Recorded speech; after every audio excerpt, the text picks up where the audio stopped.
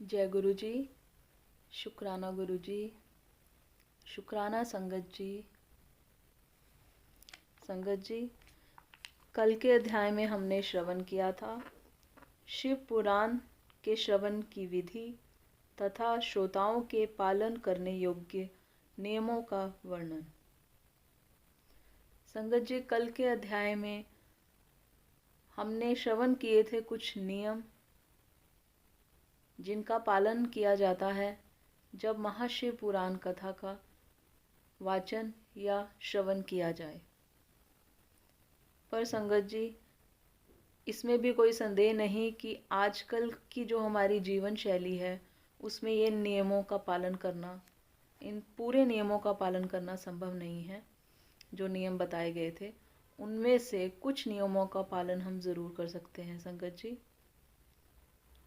तो संगत जी, मेरी आप सब से यही निवेदन है कि जैसे महाशिव पुराण कथा का 24 घंटे का श्रवण करने का समय बताया गया है, 24 घंटे नियमित रूप से श्रवण किया जाए या वाचन किया जाए, जो संभव नहीं है, तो हम अपने पूरे दिन के 24 घंटे ना सही तो कम से कम 24 मिनट तो ज़रूर हम महादेव के चरणों में अर्पित कर सकते हैं। तो संगत जी, अपने दिन में से 24 मिनट से भी कम का समय है जो हमें पूरे दिन में भगवान को समर्पित करना है, इस महाशिव पुराण कथा को सुनकर और जो भी वहाँ से ज्ञान हमें मिलता है उसे अपने जीवन में अपनाकर हम अपना कल्याण करवा सकते हैं गुरुदेव महाराज से। तो संगत जी, आज का अध्याय शुरू करते हैं। कल हमने 6वां और 7वां अध्याय का श्रवण किया था संगत जी, जिसके साथ महाशिव पुराण कथा का महात्म्य यहीं समाप्त होता है। आज हम महाशिव पुराण कथा की विदेश्वर संहिता आरंभ करेंगे संगत जी। तो संगत जी, शुरू करते हैं।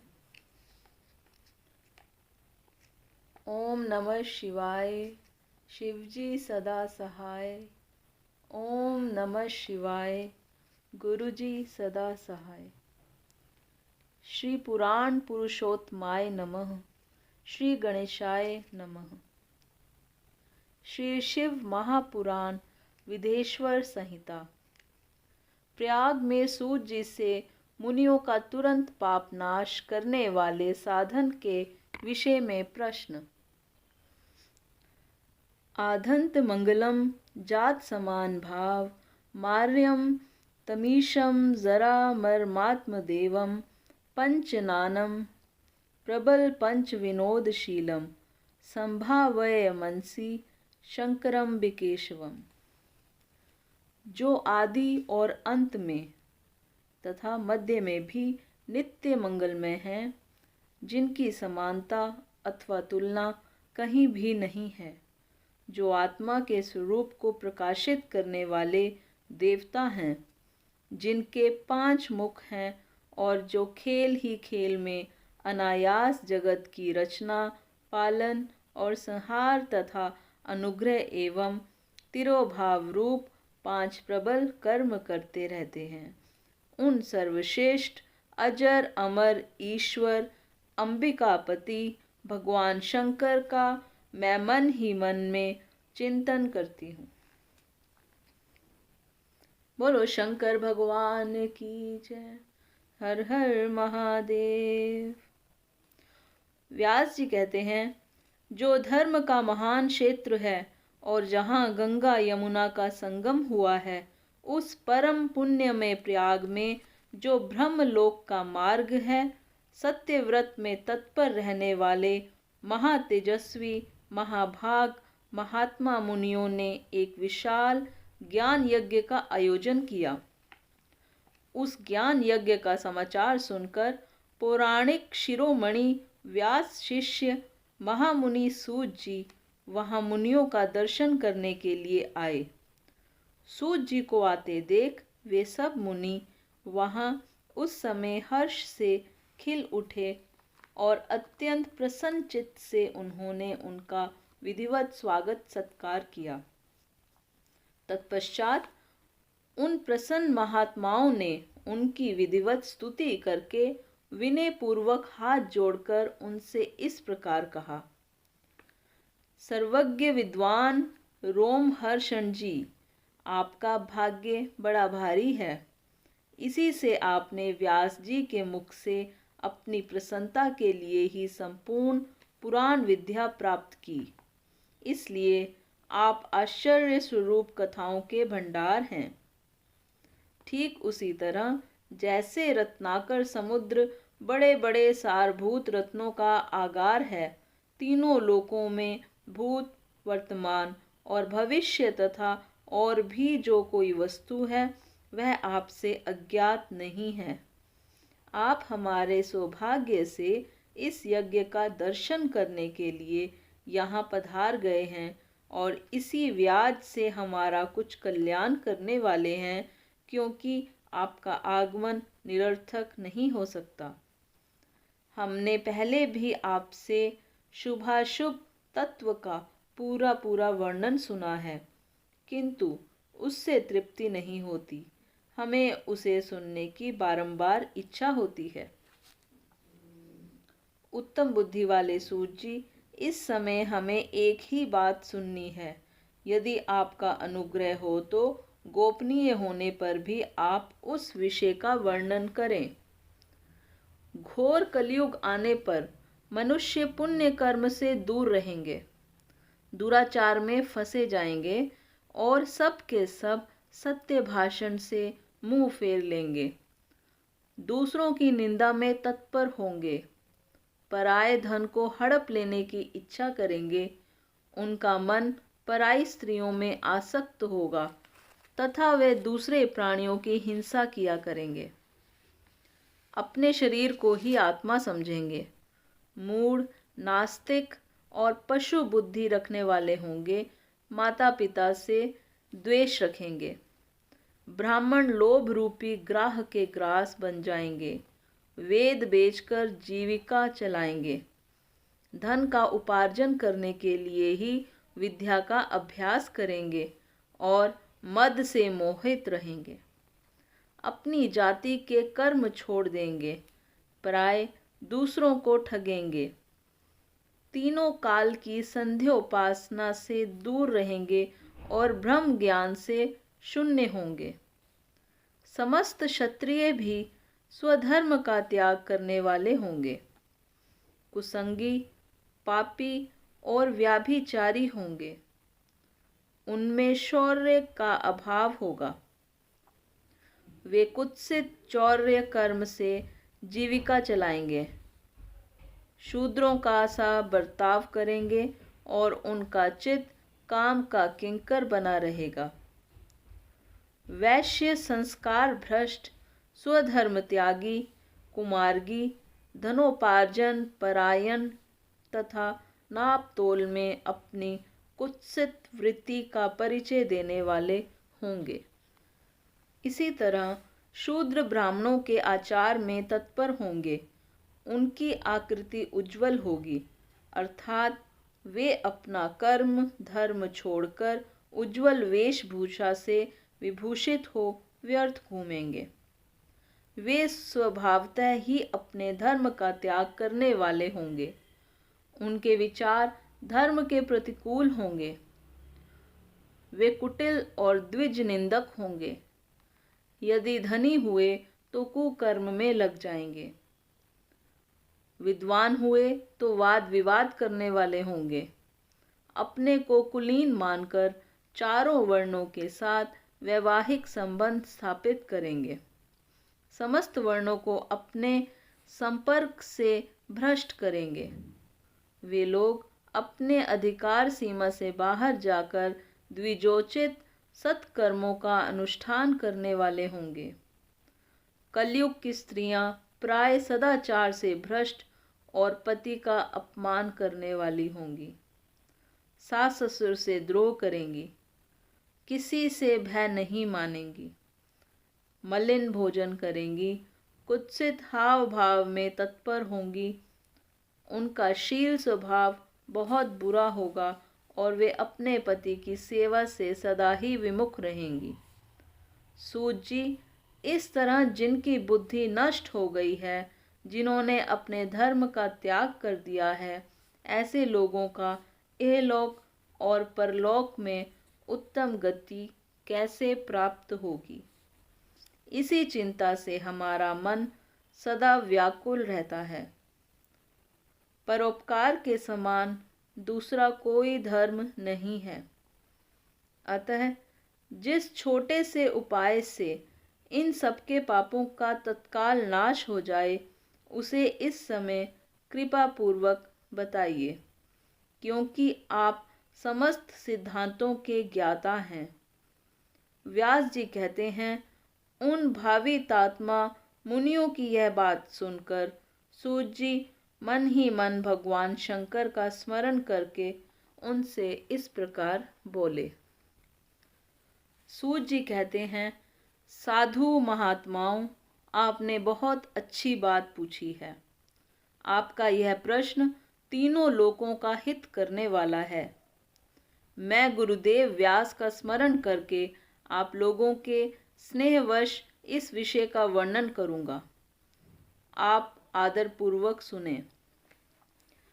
सबसे उत्तम जो शिव पुराण है, वह वेदांत का सार सर्वस्व है तथा वक्ता और श्रोता का समस्त पाप राशियों से उद्धार करने वाला है। इतना ही नहीं, वह परलोक में परमार्थ वस्तु को देने वाला है। कली की कल्मश राशि का विनाश करने वाला है। उसमें भगवान शिव के उत्तम यश का वर्णन है। ब्राह्मणों, धर्म, अर्थ, काम और मोक्ष, इन चारों पुरुषार्थों को देने वाला वह पुराण सदा ही अपने प्रभाव की दृष्टि से वृद्धि या विस्तार को प्राप्त हो रहा है। विप्रवरो, उस सर्वोत्तम शिव पुराण के अध्ययन मात्र से वे कलयुग के पाप सक्त जीव श्रेष्ठतम गति को प्राप्त हो जाएंगे। कलयुग के महान उत्पात तभी तक जगत में निर्भय होकर विचरेंगे जब तक यहाँ शिव पुराण का उदय नहीं होगा। इसे वेद के तुल्य माना गया है। इस वेद कल्प पुराण का सबसे पहले भगवान शिव ने ही प्रणयन किया था।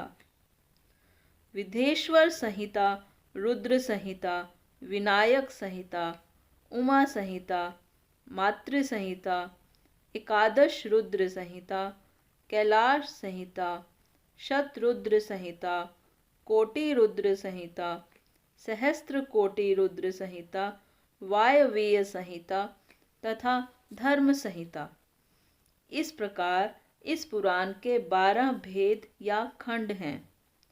ये 12 संहिताएं अत्यंत पुण्यमयी मानी गई हैं। ब्राह्मणों, अब मैं उनके श्लोकों की संख्या बता रहा हूँ। आप लोग वह सब आदरपूर्वक सुने। विंध्येश्वर संहिता में 10,000 श्लोक हैं। रुद्र संहिता, विनायक संहिता, उमा संहिता और मातृ संहिता, इनमें से प्रत्येक में 8-8 हजार श्लोक हैं। ब्राह्मणों, एकादश रुद्र संहिता में 13,000, कैलाश संहिता में 6,000, शतरुद्र संहिता में 3,000, कोटि रुद्र संहिता में 9,000, सहस्त्र कोटि रुद्र संहिता में 11,000, वायव्य संहिता में 4,000 तथा धर्म संहिता में 12,000 श्लोक हैं। इस प्रकार मूल शिव पुराण की श्लोक संख्या 1,00,000 है, परंतु व्यास जी ने उसे 24,000 श्लोकों में संक्षिप्त कर दिया है। पुराणों की क्रम संख्या के विचार से इस शिव पुराण का स्थान चौथा है। इसमें 7 संहिताएं हैं। पूर्व काल में भगवान शिव ने श्लोक संख्या की दृष्टि से 100 करोड़ श्लोकों का एक ही पुराण ग्रंथ ग्रथित किया था। सृष्टि के आदि में निर्मित हुआ वह पुराण साहित्य अत्यंत विस्तृत था। फिर द्वापर आदि युगों में द्वैपायन आदि महर्षियों ने जब पुराण का 18 भागों में विभाजन कर दिया, उस समय संपूर्ण पुराणों का संक्षिप्त स्वरूप केवल 4 लाख श्लोकों का रह गया। उस समय उन्होंने शिव पुराण का 24,000 श्लोकों में प्रतिपादन किया। यही इसके श्लोकों की संख्या है। यह वेद तुल्य पुराण 7 संहिताओं में बटा हुआ है।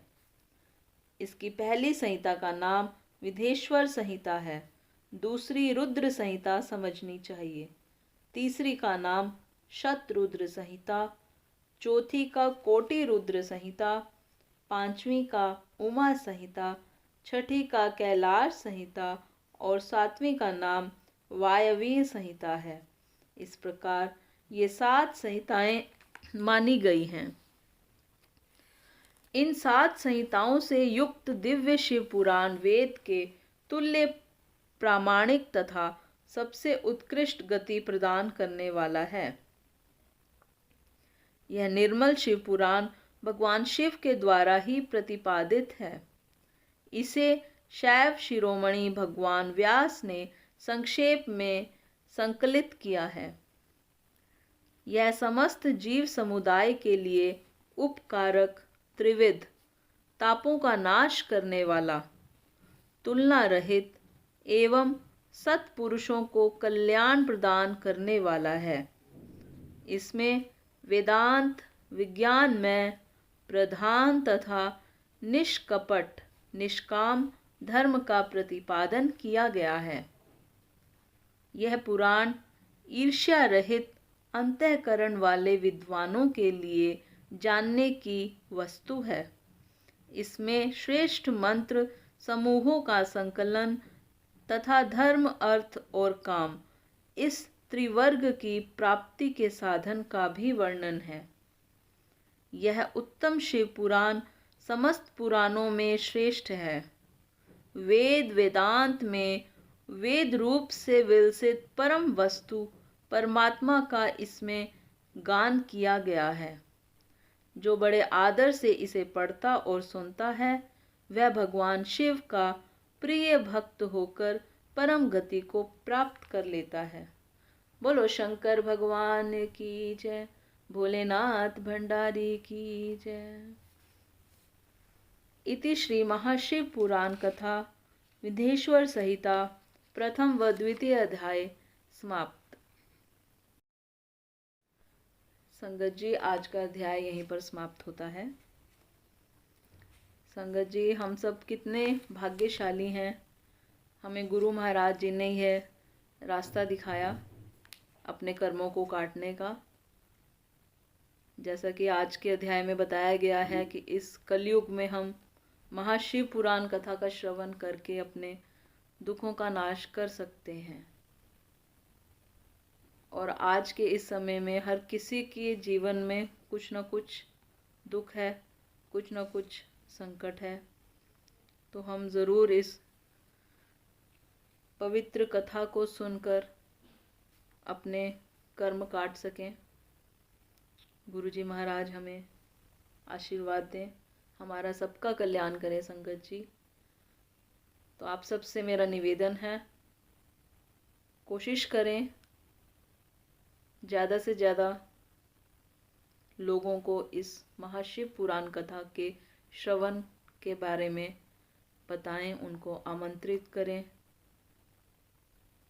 ये सेवा करें। संगत जी, गुरुजी महाराज हमें शक्ति दें।